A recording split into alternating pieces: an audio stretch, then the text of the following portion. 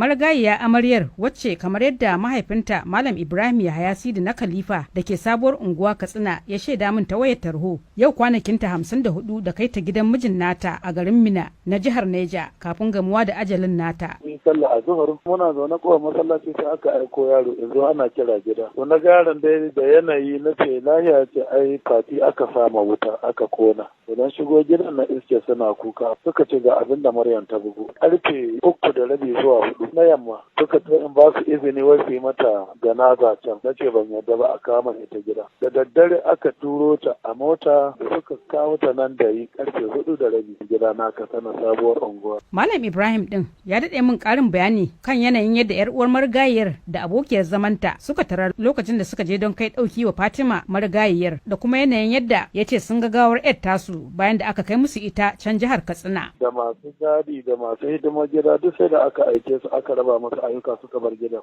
sannan sai suka rufe ko ina na gidan to sai suka hau bugunta. Lokacin da ta ga abin kamar buguntan za a sai ta buga ma 'yan uwarta Maryam. Ce Maryam ki sauri ki zo gidan nan yanzu. Ta ɗauko abiyar zaman suka taho tare ko da suka hasu sun kashe ta sai kuma suka kona wata riga suka ar'aza mata suka ɓadda mata kamannu ga fuska to a taƙaice dai sun kona ta. Kwamishinan 'yan sandan jihar Niger Muhammad Adamu ya daɗe min ƙarin bayani game da wannan lamari inda ya tabbatar min da cewa mijin marigaya Fatima ne Aliyu Abdullahi ya fara kai rahoton cewa ya zo gida ya tarar da gawar amaryar tasa. Mun kama ita uwar gidan domin akwai kamar uwar gidan ita ta kashe ta domin akwai alama cewa an yi amfani da taɓarya aka buge ta sannan kuma sai aka kunna mata wuta jiki kamar nuna kamar gobara kuma amma ba wani gobaran da ya faru amma dai da aka je aka samu da cewa jikinta akwai kuna amma dai da akwai tabbacin cewa an buge ta da wani abu mai ƙarfi so yanzu dai uwar gidan tana hannunmu muna bincika kuma ita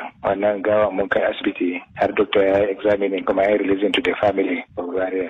Haka ita aka kama kenan kamar an yanzu dai an kama ita da kanwarta dai guda 4 suke hannunmu amma dai tabbas cewa akwai zargi akan wannan uwar gida ita ta tabbata ta buga wannan amarya domin shekaran jiya mijin ya cewa ita amaryan ta nemo passport nata za a yi mata visa zuwa umra muna zaton ko shine dalili yana kan bincike. Yawan kashe-kashe irin na zafin kishi da ke jefa wasu mata musamman a arewacin Najeriya cikin halin aikata kisan kai ya zama ruwan dare inda a wasu lokutan ma matan kan kashe kansu da zarar sun ji mijin nasu zai kawo musu abokiyar zama.